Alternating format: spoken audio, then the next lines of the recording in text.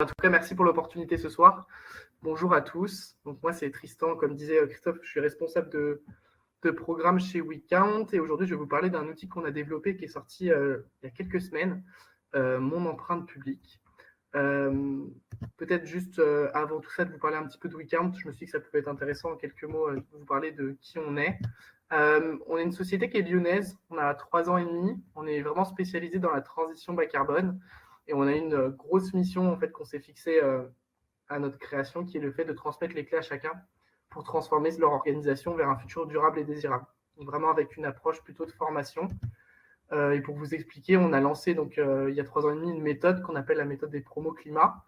L'idée, c'est de travailler de manière un peu plus collective, avec des temps à la fois de formation collective et aussi de l'accompagnement individuel. Ces méthodes, en tout cas cette méthode des promos climat, on l'a déclinée sur plein de secteurs. Actuellement, je crois qu'on a lancé la 34e, et pour la petite anecdote, on vient de lancer la 6e culture ce matin. Ça fait à peu près 300 entreprises qu'on a accompagnées, plus de 850 personnes qu'on a formées en tout cas dans ces organisations-là. Dans la culture, je vous ai mis quelques logos de structures qu'on a pu accompagner. Donc là, il y a un nouveau collectif de 10 qui s'est lancé ce matin. Et en fait, pour expliquer rapidement les piliers, ça va faire le lien aussi avec l'outil de sensibilisation des publics qu'on a créé. C'est que la force, en tout cas, de cette méthode, c'est le côté collectif, le côté formation. L'accompagnement individuel, où nous, on a des consultants spécialisés dans la partie transition carbone qui vraiment viennent faire du coaching et de l'accompagnement sur mesure. Mais à l'origine, on a aussi un outil de comptabilité carbone qu'on a développé, qui est grosso modo un cousin germain de Seeds d'Arviva pour le spectacle vivant, avec la particularité sur cet outil-là de pouvoir faire des bilans carbone certifiés. Et en fait, autour de cette plateforme de comptabilité, on a développé plusieurs outils, notamment pour aider les structures à la fois dans la collecte de la donnée sur certains publics, donc ça peut être des collaborateurs en entreprise aussi, mais surtout en fait pour sensibiliser en fait sur cette démarche de transition. Donc, à l'origine, on avait développé un outil pour les collaborateurs, et en fait, il y a quelques mois, en échangeant avec les acteurs culturels, on s'est rendu compte qu'il y avait quand même un poste d'émission qui était assez important, sur lequel on avait peu finalement d'axes et de leviers. C'était donc les publics. Et c'est là où on s'est dit que ça pourrait être intéressant d'avoir une déclinaison, en tout cas sur cette cible-là, que sont les publics pour les acteurs culturels. Et en vient du coup cette histoire qui se lance de l'outil Mon empreinte publique. On travaille dessus à partir d'avril 2024, donc c'est assez récent. Et on sort donc cette version tout début septembre, donc une version gratuite, grand public, qui a 2 objectifs. Donc l'idée, c'est que cet outil-là, il puisse permettre à un public qui vient faire une activité culturelle dans n'importe quel type de lieu, de pouvoir mesurer l'empreinte carbone, en tout cas son empreinte carbone, en quelques minutes via une application web. Et l'idée aussi derrière, c'est qu'une fois qu'il a son empreinte carbone, qu'il puisse en fait avoir des pistes d'action pour la réduire.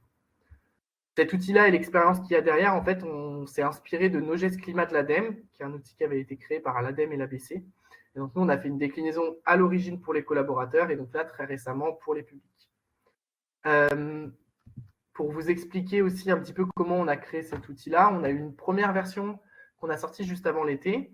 On a impliqué 5 structures culturelles et Arviva dans une phase pilote. Donc là, l'idée, c'était de pouvoir finalement tester en réel l'outil, voir un petit peu en termes d'expérience si c'était OK, et puis aussi travailler et identifier des axes plutôt de diffusion, en tout cas les meilleurs formats de diffusion auprès des publics.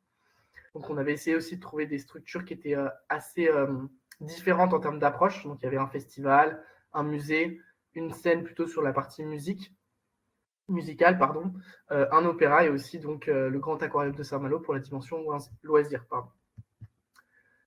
Donc cet outil qui est sorti là, on a une page web associée qui permet vraiment en fait de le rendre beaucoup plus accessible.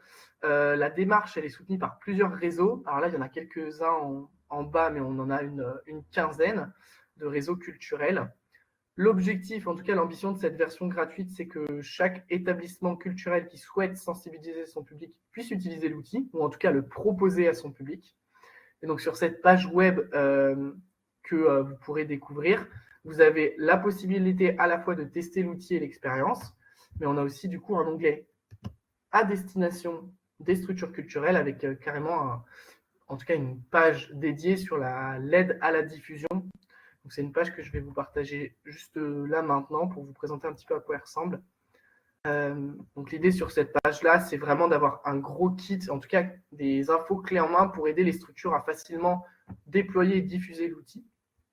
Un mode d'emploi avec plusieurs possibilités, en tout cas plusieurs formats qu'on a pu tester en tout cas pendant le pilote, notamment les QR codes interactifs dans les files d'attente qui marchent très très bien.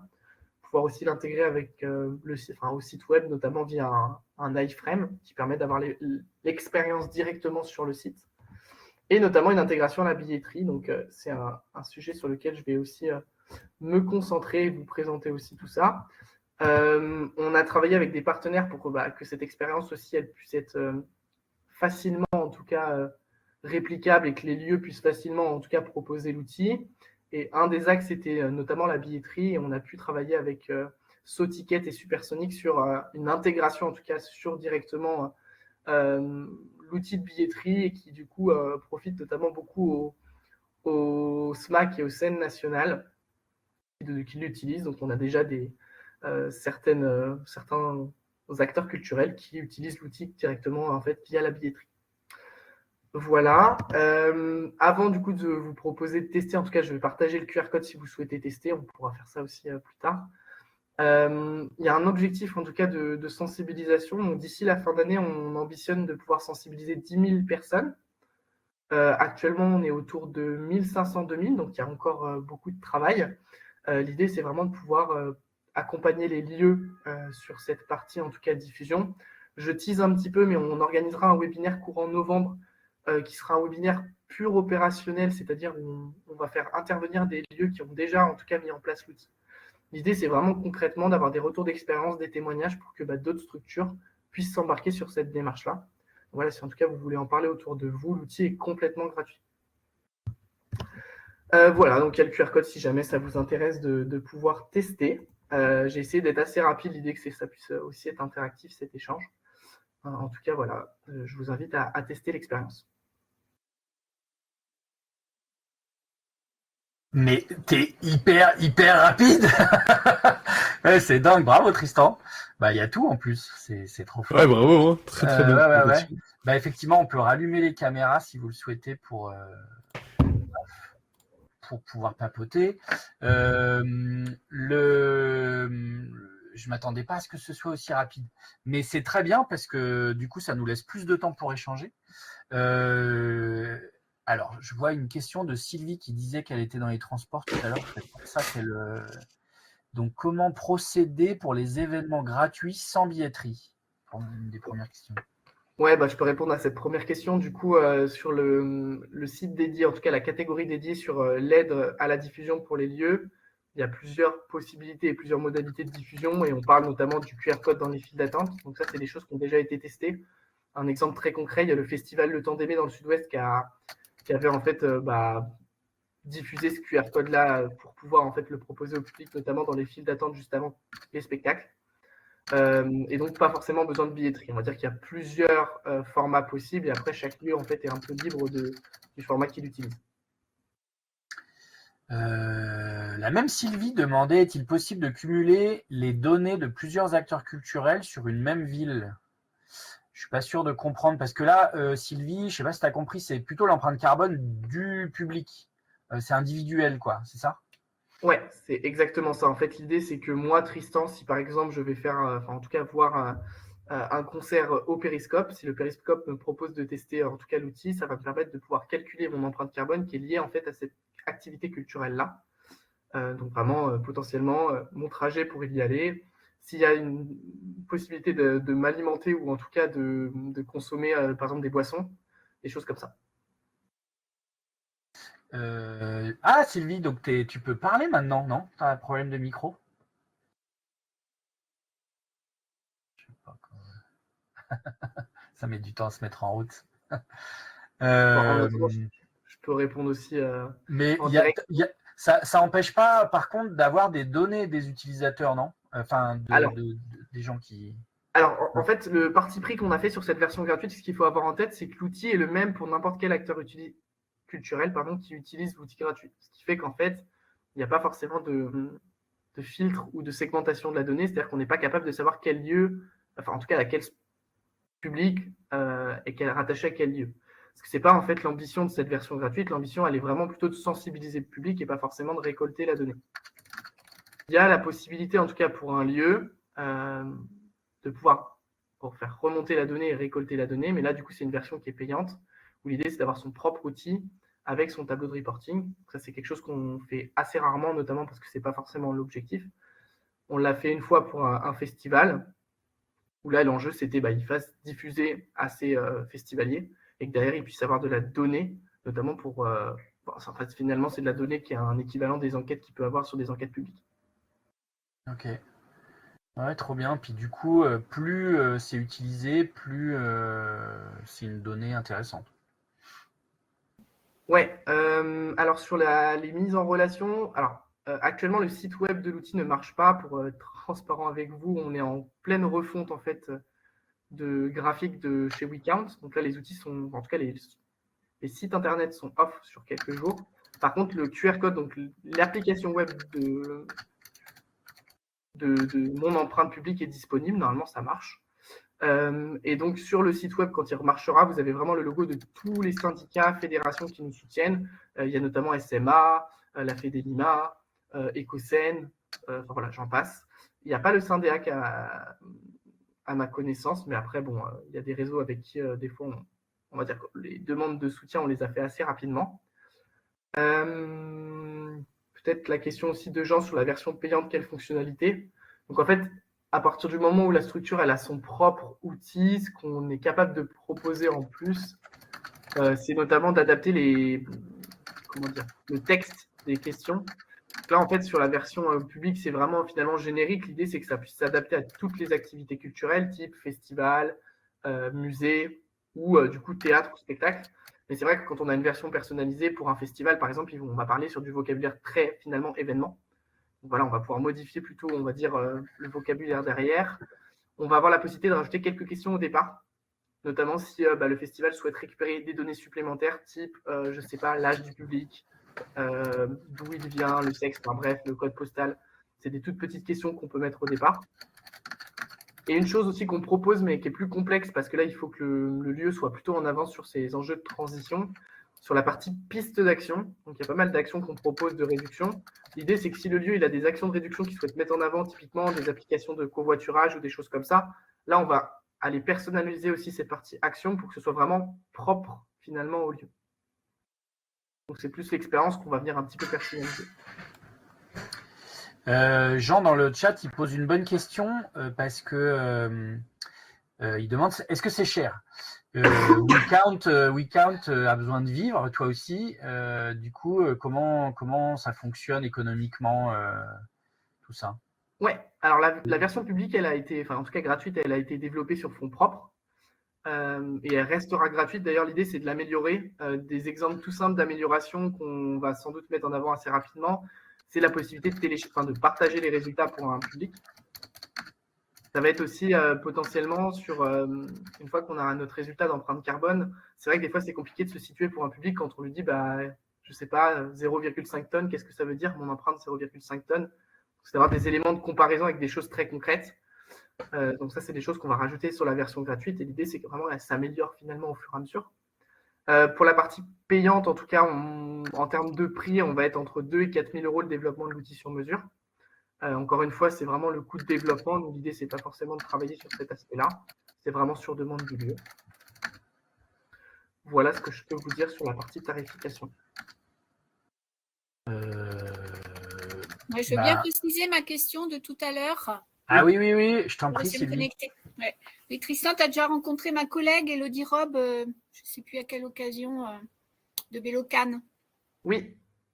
Et ma question, c'était en fait si plusieurs opérateurs sur une petite ville font ce travail, est-ce qu'on peut après récolter les données, donc font ce travail un peu comme une enquête du public, comment récolter après ce travail pour travailler en coopération les problèmes de mobilité sur une ville? Alors, comme de toute manière, nous, l'objectif, c'est pas forcément de se faire du business sur cet outil-là. Moi, j'avais des possibilités, notamment qui peuvent être intéressantes quand on travaille de manière collective avec d'autres lieux. C'est sur une version, par exemple, payante. c'est d'avoir une mutualisation d'un outil, c'est-à-dire d'avoir un seul et même outil. Et potentiellement, sur les premières questions qu'on rajoute, c'est en fait, pour le public, c'est d'aller juste sur un format menu déroulant, de dire sur quel lieu il va. Ce qui fait qu'en fait, au lieu de faire 4 outils pour 4 lieux, on va en avoir un seul mutualisé, avec quand même la possibilité de filtrer par lieu, et ce qui permet toi d'avoir de la donnée par finalement structure, et potentiellement de la donnée globale, du coup régionale ou territoriale, si ces 4 structures sont sur un même territoire. Ce qui permet aussi de mutualiser les coûts au moment où tu veux développer l'outil, parce que nous, on développe qu'une seule solution. Donc ça, c'est des choses qu'on a imaginées même à une échelle plutôt de réseau, hein. Typiquement sur des réseaux de labels, où là, peut-être qu'il faut juste un outil par label avec la possibilité de sélectionner le label pour en tout cas un public. D'accord. Et du coup, après, une fois qu'on récolte les données sur une ville, là, les préconisations que vous faites, c'est envers le public directement ou ça peut être justement pour les différents acteurs, pour la ville, pour… Alors, au niveau de l'expérience, les préconisations, elles sont vraiment propres au public. Donc, c'est typiquement sur une activité culturelle, moi, je remplis en fait, en tout cas sur le repas que je vais consommer pour cette activité culturelle, que c'est un repas carné. Ça va avoir un certain impact carbone. Sur les pistes d'action, on va me dire, moi, si j'étais passé sur un repas végé, mon empreinte personnelle, elle aurait baissé de tant de pourcents et de tant de kilos, par exemple. Sur un aspect beaucoup plus global, donc avec la donnée en fait finale qui remonte, là, l'idée, nous, en tout cas, c'est qu'il y a un consultant de chez nous qui retraite la donnée, parce que des fois, tu as quand même certaines réponses qui peuvent être, qu'il faut en tout cas isoler pour avoir une analyse statistique qui est bonne. Nous, on va juste retraiter la donnée. Après, il y a une phase d'analyse et d'échange qui peut être prévue avec le lieu pour identifier potentiellement des axes ou même juste en fait des grandes tendances qui ressortent. Et donc, par rapport aux événements gratuits, parce que donc certains événements peuvent avoir une billetterie, d'autres une file d'attente, mais ceux qui sont vraiment d'une ampleur d'une ville gratuit, où il n'y a pas vraiment de porte d'entrée, est-ce qu'il y a un autre moyen d'attraper le public pour ça? Et en fait, c'est un peu la limite du pilote qu'on avait fait, c'est qu'on s'est rendu compte que 5 lieux, c'était bien, mais des fois, c'est pas assez. Donc, tu vois, d'où aussi l'importance du webinaire qu'on va faire en novembre. Peut-être il y aura des nouveaux retours d'expérience sur peut-être des nouveaux formats qui ont été testés par des lieux et dont même moi, je ne suis pas au courant. En tout cas, ce qu'il faut avoir en tête, c'est que, par exemple, le QR code, tu peux le mettre en avant. Ça peut être au moment si c'est un spectacle sur un festival, par exemple, ça peut être diffusé sur grand écran. Ça peut être via des affichages ou pas. Ça peut être aussi sur le site internet. Ça peut être sur les réseaux sociaux aussi. Nous, il y a des kits de communication qui sont tout prêts, qui permettent de diffuser l'outil au niveau des réseaux sociaux. Ça peut être avec des bénévoles. Alors ça, encore une fois, il faut mettre en place tout un réseau. Et je sais que le festival Le Temps d'Aimer avait mobilisé 6 bénévoles pendant tout le festival qui venaient en fait sillonner un petit peu le festival et qui allaient en tout cas proposer l'outil aux différents participants. Encore une fois, il n'y a pas de solution miracle. C'est vraiment tester et chaque lieu en fait a ce qui marche le mieux ou pas. Bon, super, merci Tristan. Je t'en prie.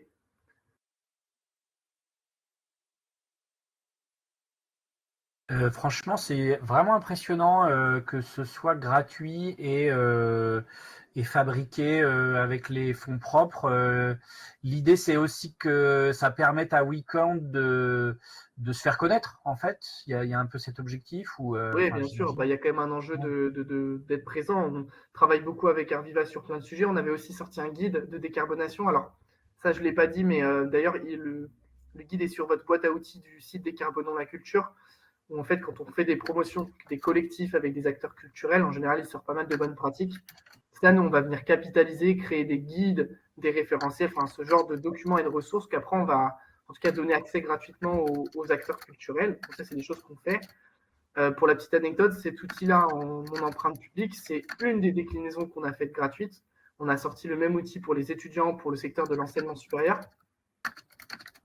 Et au moment des JO, on a sorti aussi un outil gratuit qui s'appelle Mon empreinte supporter, en partenariat avec l'ABC. Là, ça permettait aux supporters, ou en tout cas aux participants des Jeux Olympiques de cet été, de pouvoir mesurer l'empreinte carbone de leur venue aux JO. Voilà, on le décline sur vraiment plein de formats. C'est vraiment génial. Hein. C'est top. Franchement, bravo. Hein. Merci. Du du coup, c'est un work in progress. Ça continue à se développer, en fait, cet outil en fonction de l'utilisation, des retours.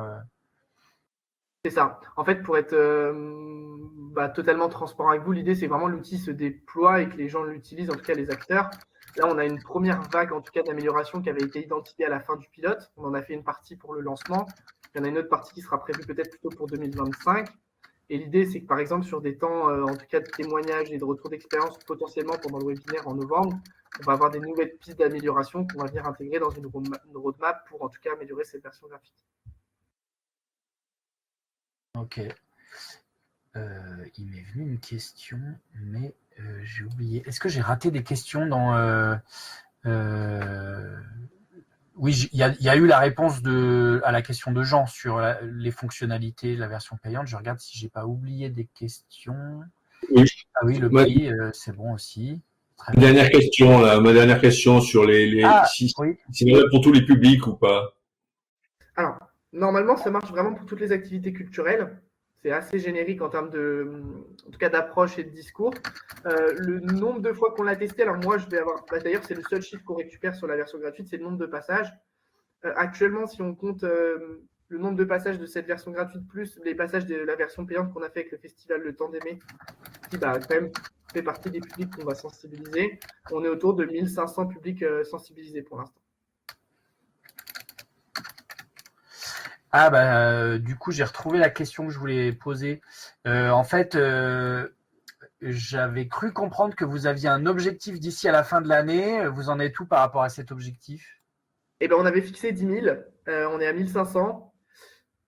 Je sais qu'après, sur les lieux culturels notamment, il y a une grosse saison qui se lance là à partir de la rentrée. Donc, ça va être aussi l'occasion de pouvoir toucher beaucoup de public. Donc, voilà, on est assez ambitieux aussi. De toute façon, si ça prolonge sur début 2025, en tout cas, le jour où on dépassera les 10 000, tout le monde sera au courant. On fera des grosses communications dessus. L'idée, c'est qu'après qu'on fasse les 20 000, les 30 000, les 40 000 et les 50 000. Voilà un petit peu l'ambition qu'on a. Ok, nous je pense qu'on va pouvoir faire nous aussi notre petite partie avec les événements des shifters. Déjà avec projection transition et les autres, donc c'est vrai que ouais, je vais en parler autour de moi. Est-ce que ce serait possible d'avoir le QR code pour l'avoir et pour le transmettre au cas où? Ah oui, c'est moi qui l'ai coupé. Ouais, Alors, Oran, ce que je vais faire, c'est vrai que je te rends la main. Le QR code n'est pas pratique. Je vais vous mettre dans le chat le lien vers directement l'outil. Donc, pas la page moi, j'étais web. déjà directement allé la page web. Ah, d'accord. Parce que la page web n'est actuellement pas dispo. Ok. Donc là, c'est vraiment, ça va directement sur l'application web de l'outil. Si vous cliquez dessus, ça vous permettra de tester. Génial. Trop bien. Et est-ce que tu avais suivi, Tristan, parce que ça me fait penser à l'outil que développe Carbone 4, mais qui est plus... et est-ce que tu avais suivi justement ce qu'avait fait Janko avec McFly et Carlito? J'imagine que vous êtes un peu dans ces questionnements aussi. Comment le faire connaître l'outil? Ouais, c'est ça. En fait, si tu veux, l'idée, c'est que l'outil de référence au départ, c'est Nogest Climat de l'ADEME. D'ailleurs, l'outil de Janko de Carbone 4, il se rapproche plus de Nogest Climat, c'est-à-dire avec un périmètre très large en termes de calcul d'empreinte carbone. C'est vraiment moi, mon empreinte individuelle. Nous, ce qu'on a essayé de faire, si tu veux, c'est d'avoir cette même expérience d'outil, mais avec un périmètre qui est beaucoup plus restreint sur une activité ou un public. Et donc, en fait, si tu veux, l'outil est vraiment destiné à un périmètre uniquement activité culturelle. Pour les étudiants, ça va être uniquement la vie étudiante. Ce qui fait qu'en fait, si tu veux avoir ton empreinte carbone d'ailleurs globale, on le dit souvent dans l'outil, c'est il faut faire mon empreinte publique ou mon empreinte étudiante et aller faire après, du coup, Nogest Climat de l'ADEME sur cette partie plutôt empreinte perso. Ce qui fait qu'en fait, si tu mutualises les deux, tu as ton empreinte globale. Ok, ouais, je comprends. Ah ouais, trop bien. Et ce qui fait aussi que c'est un outil qui va plus vite, le vôtre. Enfin, je veux dire, tu fais pas une empreinte générale. Le périmètre est du coup beaucoup plus restreint parce qu'on se cantonne à une seule activité. Donc c'est beaucoup plus simple aussi et beaucoup plus rapide. Ok. Trop bien, trop bien. Franchement, c'est génial. Hein. Vous, par rapport à l'objectif de 10 000, c'est bien. En fait, c'est bien parce que je trouve que c'est un chiffre qui donne envie. Enfin, voilà, c'est une bonne accroche.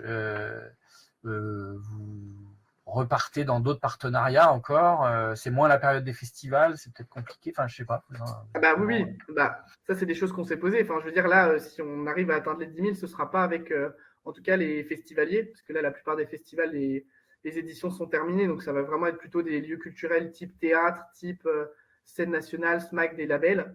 D'où aussi le fait qu'on est ambitieux, mais derrière, si on n'atteint pas les 10 000, c'est pas grave. L'idée vraiment, c'est que les lieux prennent en main l'outil. Moi, j'ai une quinzaine, vingtaine de lieux qui m'ont déjà contacté en disant que c'était mis en place soit sur leur site, soit sur leurs réseaux sociaux, soit certains du coup, qui font la demande pour l'intégrer sur leur billetterie ou leur logiciel. Enfin voilà, c'est en train de prendre petit à petit. On verra les résultats dans quelques mois. Trop bien. Trop bien, trop bien. Bah, franchement, oui, on va en parler de partout. Franchement, ça donne envie parce que c'est clair qu'on en parle régulièrement de ce qui est le plus carboné dans le secteur culturel et c'est clairement les transports. Donc, il y a une partie, c'est les artistes, mais une très grosse partie, ou les œuvres, mais une très grosse partie, c'est quand même les spectateurs. Donc, c'est super de vouloir s'attaquer à ça, quoi. Et je pense que vous êtes les seuls, non, à être partis là-dedans. Je ne sais pas si on est les seuls, mais c'est vrai que dans ce qu'on propose dans l'accompagnement, on a cette partie outil qui est supplémentaire, ce qui fait qu'en fait, on peut facilement développer des outils à côté. Donc, c'est vrai que pour nous, c'est assez simple. Et peut-être pour faire l'aparté avec ce que dit Sylvie, on a des collectivités, des villes en tout cas qui connaissent l'outil, qui parlent de l'outil. On a d'ailleurs la métropole de Lyon qui est soutien de la démarche, qui le diffuse et le partage à tous les acteurs culturels, en tout cas, qui sont plus ou moins associés ou liés à la métropole. Enfin, voilà, c'est des outils qui sont super intéressants, notamment pour les lieux, parce que c'est des outils gratuits, c'est des outils simples à mettre en place et qui vont venir toucher le public directement. Et c'est quand même,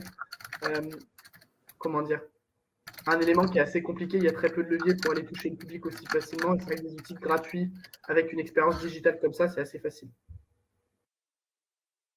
Ok. Est-ce qu'il y a d'autres questions? Ah, où vous êtes basé, demande Sylvie.